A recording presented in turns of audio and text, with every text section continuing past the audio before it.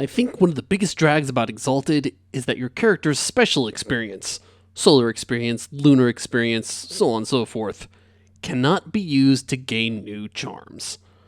Especially when you consider that charms are the meat of Exalted. Anything that's extraordinary that your character can do is going to be a charm. But there's an important caveat to this regular experience only rule, or rather, 3 caveats. Your special experience can be used to gain new martial arts charms, spells for sorcery, or invocations from your artifacts. So today, we're going to look over those 3 a little bit.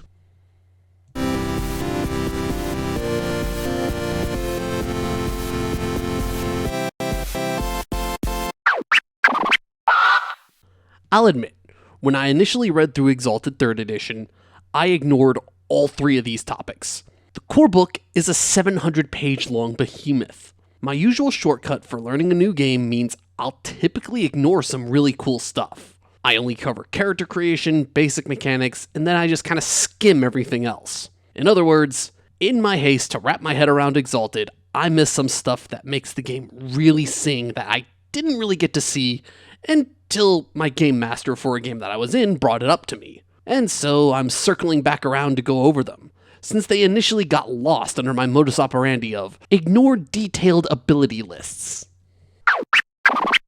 Invocations are charm-like abilities that your character gains from artifacts, and these only come from artifacts with a rating of 3 or higher.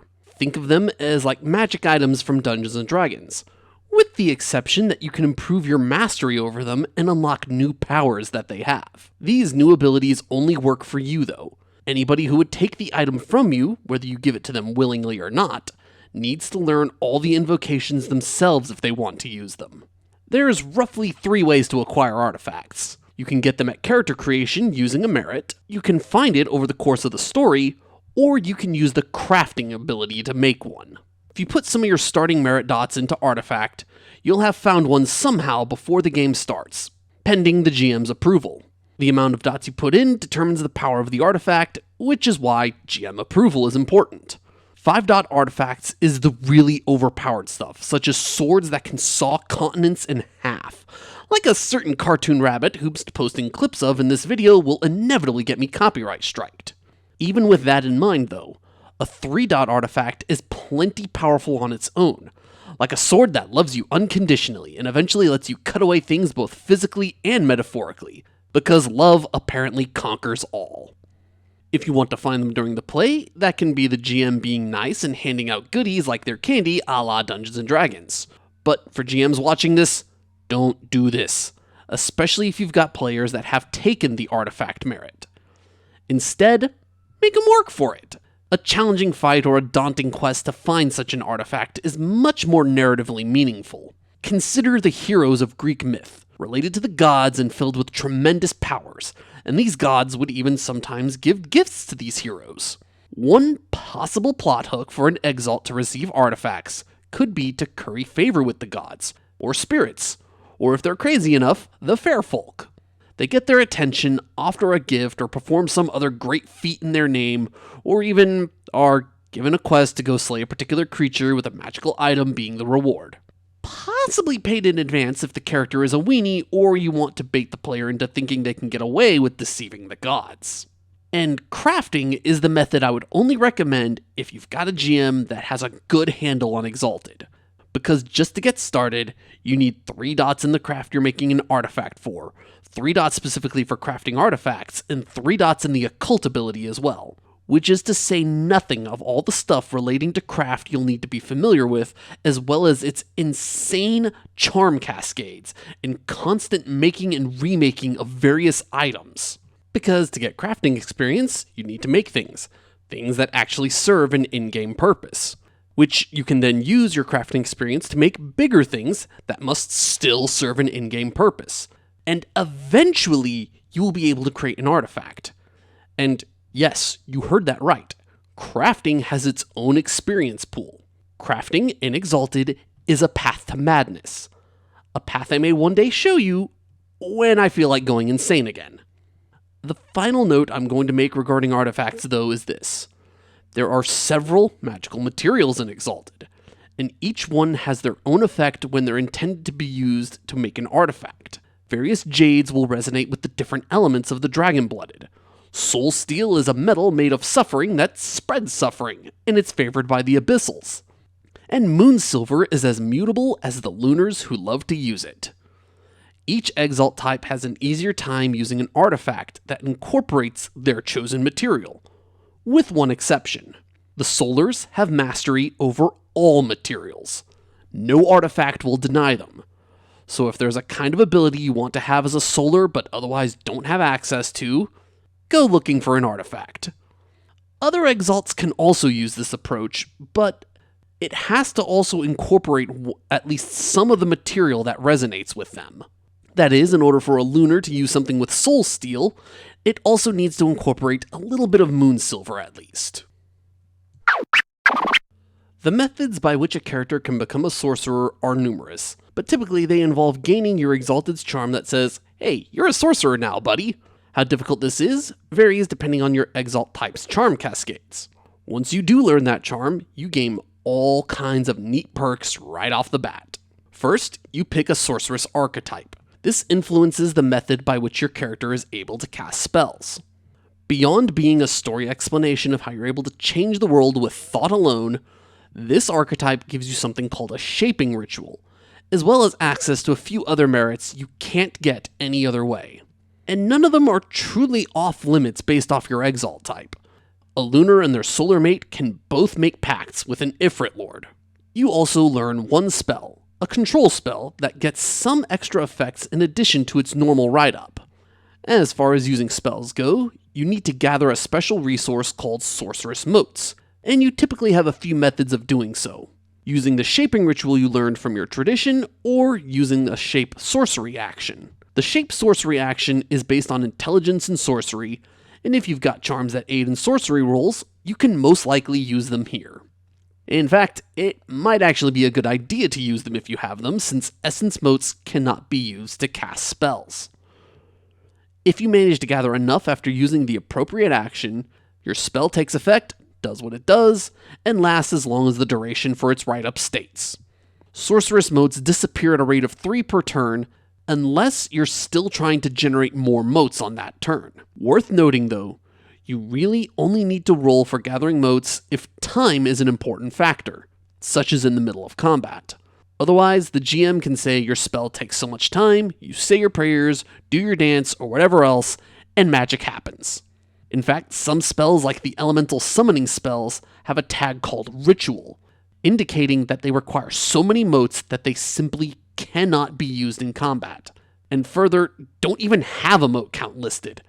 These usually take about 1 hour in game time. Exalted is not Dungeons & Dragons.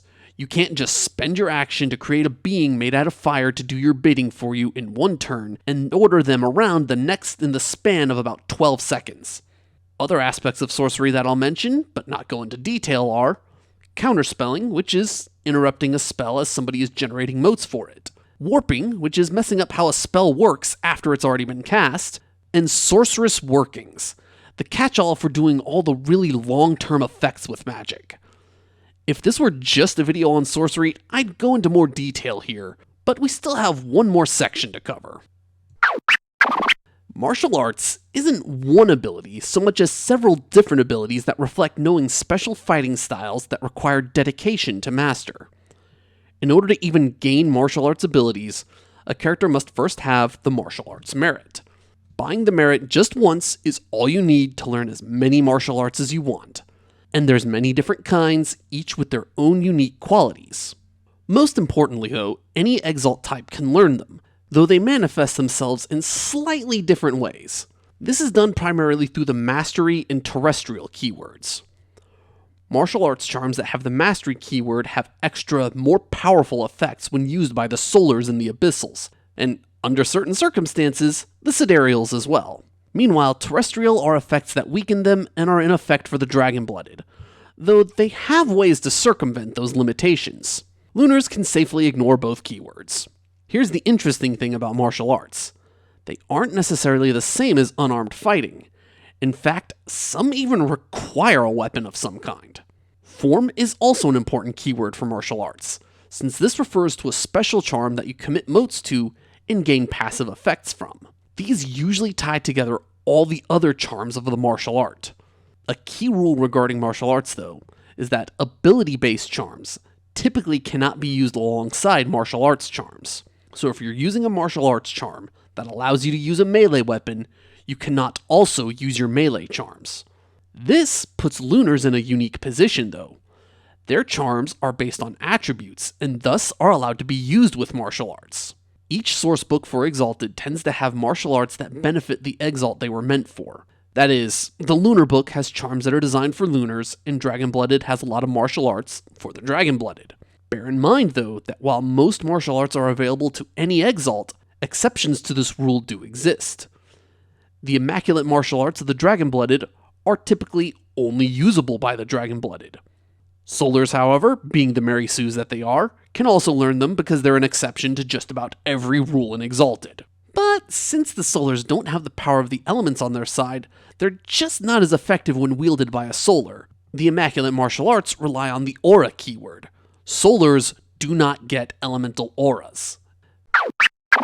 As I pondered on these 3 parts of Exalted, they're actually things that remind me a lot about Dungeons & Dragons.